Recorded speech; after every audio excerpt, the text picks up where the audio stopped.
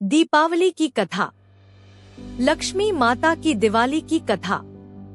दीपावली के पर्व से जुड़ी अनेक पौराणिक कथाएं हैं, जिनमें से एक कथा सबसे लोकप्रिय एवं प्रचलित कथा है, जो आज हम आपको बताने जा रहे हैं।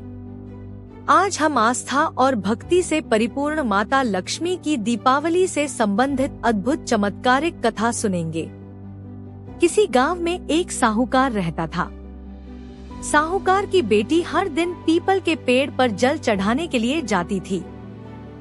जिस पीपल के पेड़ पर वह जल चढ़ाती थी, उस पेड़ पर माँ लक्ष्मी जी वास करती थी। एक दिन लक्ष्मी जी ने साहूकार की बेटी से कहा कि क्या तुम मेरी सखी बनोगी?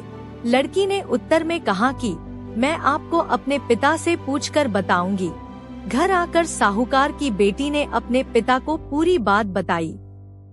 बेटी की बात सुनकर साहूकार ने कहा, ठीक है बेटी, तुम उनसे मित्रता कर लो। दूसरे दिन साहूकार की बेटी ने लक्ष्मी जी को अपनी सखी बना लिया। इस प्रकार दोनों की बात शुरू हो गई और उनकी मित्रता गहरी होती चली गई। एक दिन लक्ष्मी जी अपनी सखी के साथ घर आईं। लक्ष्मी जी ने अपने घर में अपनी सखी का खूब आदर किया। उसे सोने की थाली में पकवान और सोने की चौकी पर बैठाकर भोजन कराया। साथ ही जाते समय लक्ष्मी जी ने उसे दुशाला भी भेंट की।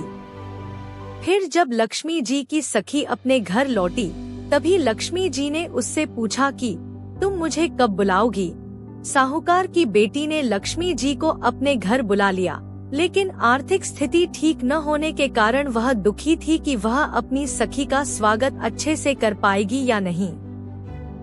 साहूकार अपनी बेटी की मनोदशा को समझ गया। उसने बेटी को समझाते हुए कहा कि बेटी तुम परेशान मत हो और तुरंत घर की साफ सफाई कर चौका मिट्टी से लीप दो।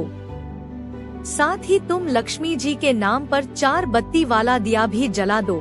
उसी समय संयोगवश एक चील साहूकार के घर के ऊपर से गुजरी और एक नौलखा हार उनके घर में गिरा कर चली गई। जब साहूकार की बेटी को यह हार मिला तो उसने उसे बेच दिया और उससे मिलने वाले धन से भोजन की तैयारियों में लग गई।